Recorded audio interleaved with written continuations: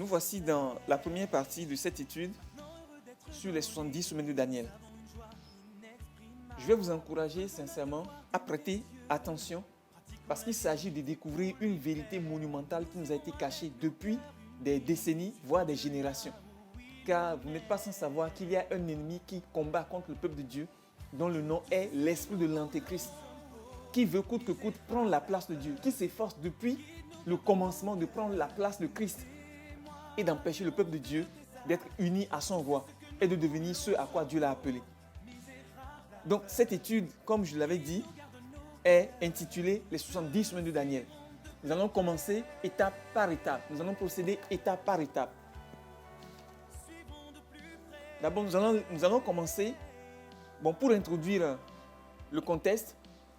Daniel avait découvert par les livres, je vais vous le lire.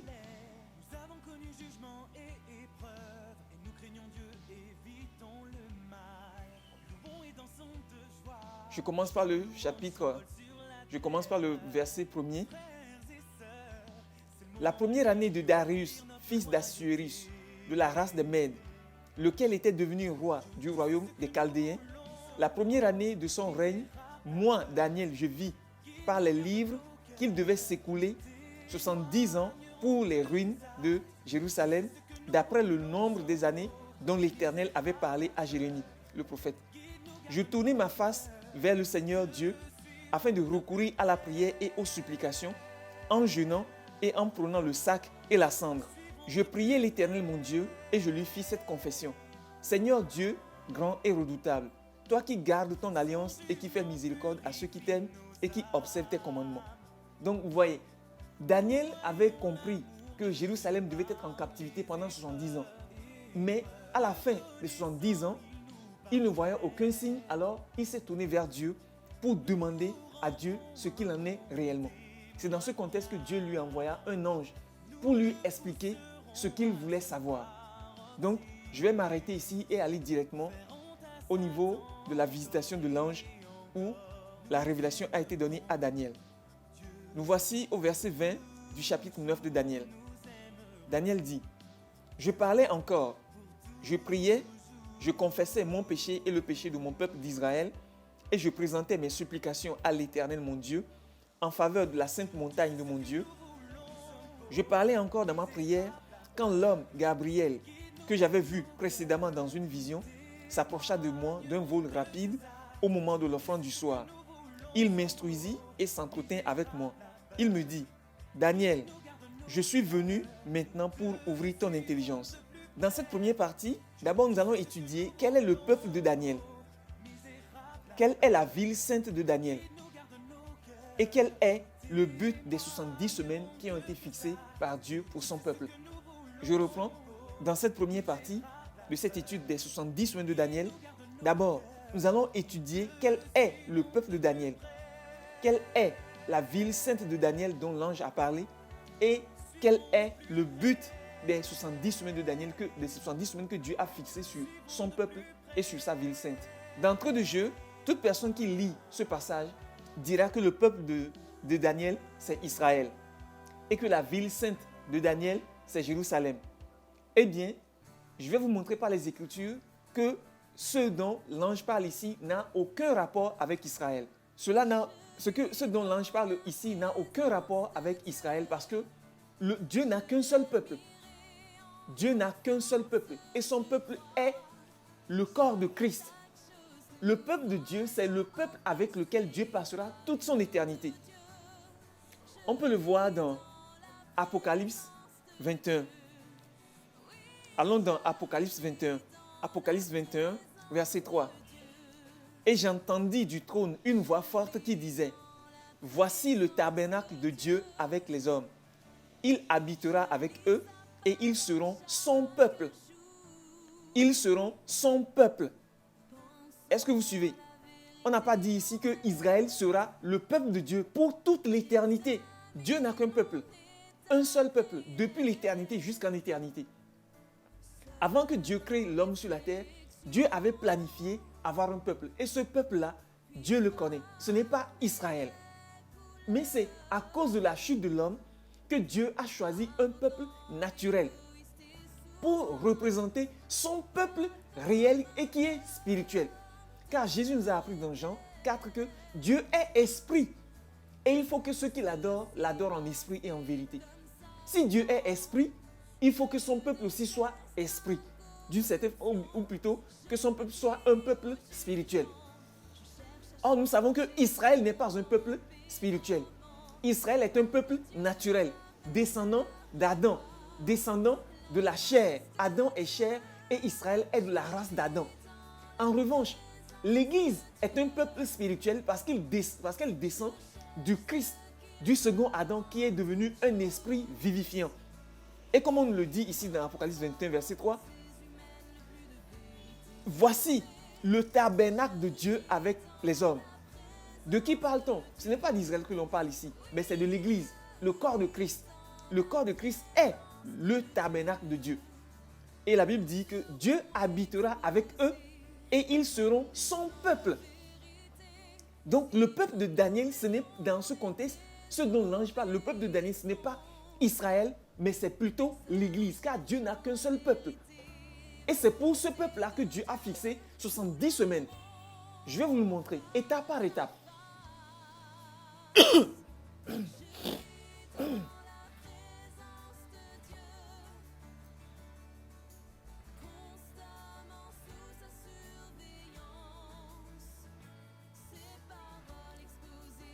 Donc, le peuple de Dieu, c'est l'Église et non Israël. J'espère que nous sommes bien d'accord. Car le peuple de Dieu, c'est le peuple avec lequel Dieu passera toute son éternité. Maintenant, la deuxième question. Quelle est la ville sainte de Daniel? D'autres diront que c'est Jérusalem. Mais comme je le disais, ce dont l'ange parle ici n'a aucun rapport avec l'Israël naturel ni la Jérusalem naturelle. Mais la ville sainte de Daniel, c'est la nouvelle Jérusalem. Parce que c'est dans l'Église que Daniel passera toute son éternité. C'est dans le corps de Christ que Daniel vivra éternellement et non en Israël. Parce que bientôt, aucune nation n'existera. Toutes les nations qui sont naturelles seront balayées. Israël sera balayé. Les États-Unis seront balayés. La France sera balayée. L'Afrique du Sud sera balayée. Toutes les nations naturelles descendantes d'Adam seront toutes balayées. Ne restera sur terre et éternellement que l'Église, le corps de Christ. Donc la ville sainte de Daniel, ce n'est pas la Jérusalem naturelle de la Palestine, mais c'est bien l'Église, la nouvelle Jérusalem. Car c'est dans cette ville que Daniel passera son éternité.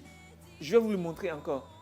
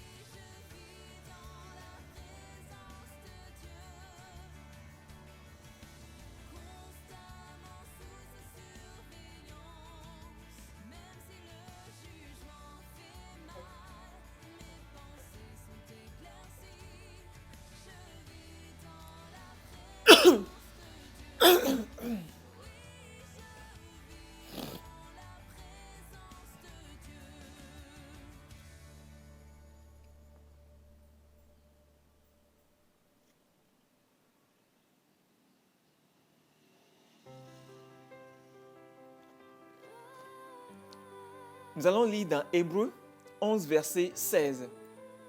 Hébreux 11, verset 16. Il est écrit: mais maintenant, ils en désirent une meilleure. Je vais plutôt remonter.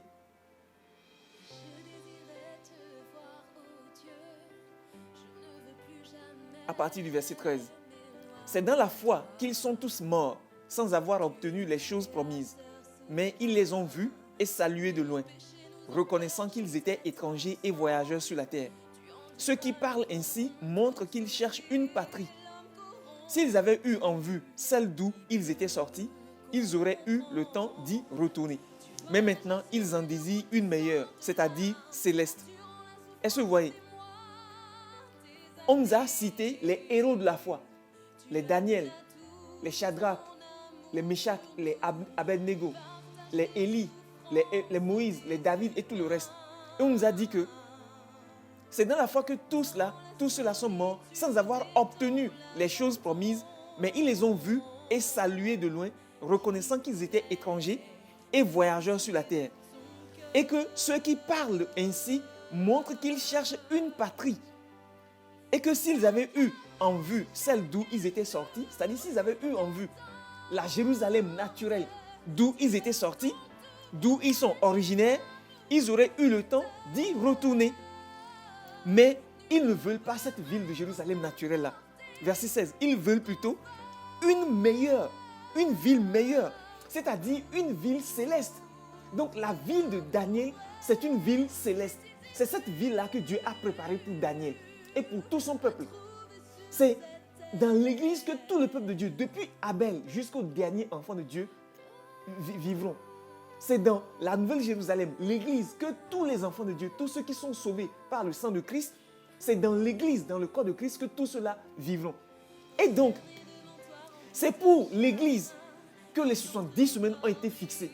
Ce n'est pas pour Israël, ce n'est pas pour Jérusalem d'en bas, ce n'est pas pour la Jérusalem de la Palestine, ce n'est pas pour cet Israël ni cette Jérusalem-là que le sang de Jésus est versé.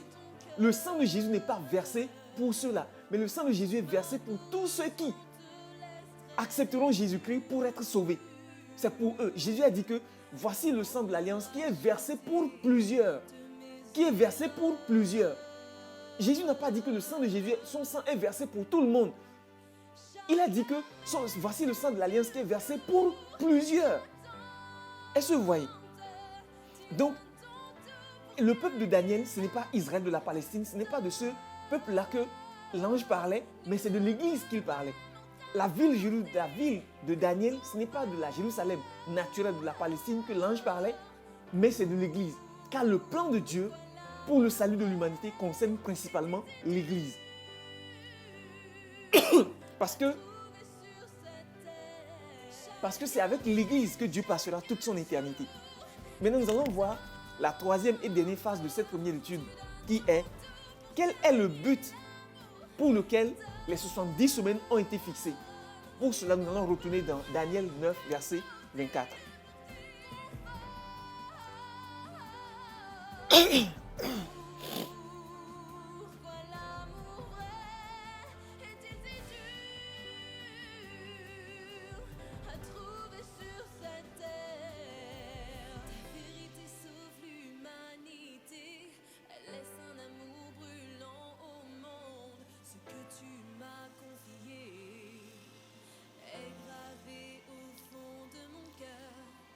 Daniel 9, verset 24.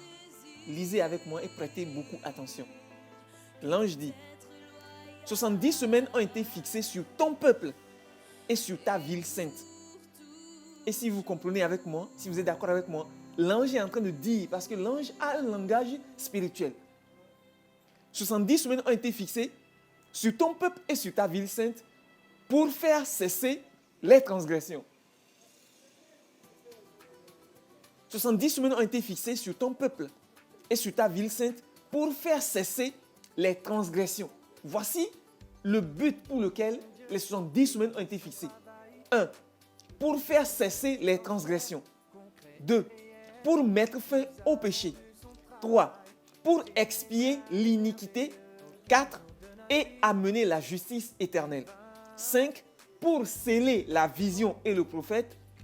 Et 6, pour oindre le Saint des Saints. Voici le but pour lequel les 70 semaines ont été fixées. L'ange dit à Daniel, voici le plan de Dieu pour son peuple, qui est l'Église, c'est-à-dire l'ensemble de tous ceux qui vont sortir d'Adam pour entrer en Christ et avoir la vie. Voici le plan de Dieu pour l'ensemble de tous les hommes, de tous ceux qui vont vivre éternellement avec Dieu. Voici quel est le but pour son peuple. D'abord, c'est pour mettre fin au péché, ou plutôt je reprends, c'est pour faire cesser les transgressions et mettre fin au péché, pour expier l'iniquité et amener la justice éternelle, pour sceller la vision et le prophète et pour oindre le Saint des Saints. Pour mieux comprendre ce verset, je vais plutôt le lire dans plusieurs versions. Pour cela, nous allons faire une comparaison.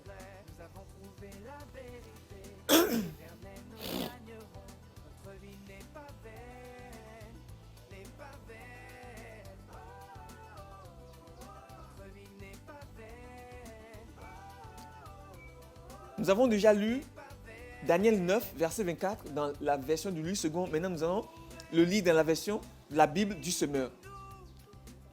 Elle dit, une période de 70-70 a été fixée pour ton peuple et pour ta ville sainte. 1. Pour mettre un terme à la révolte contre Dieu. 2. Pour en finir avec les péchés. 3. Pour expier les fautes. 4. Ainsi que pour instaurer une justice éternelle. 5. Pour accomplir vision et prophétie. 6. Pour conférer l'onction à un sanctuaire très saint.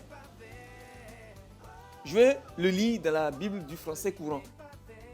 Une période de 70 fois 7 ans a été fixée pour ton peuple et pour ta ville et pour la ville où tu demeures.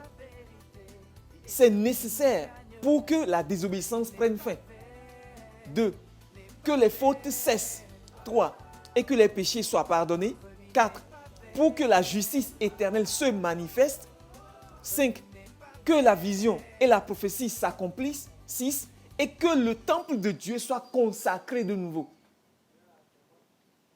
Voici le but pour lequel les 70 semaines ont été fixées. Maintenant, nous allons décortiquer cela.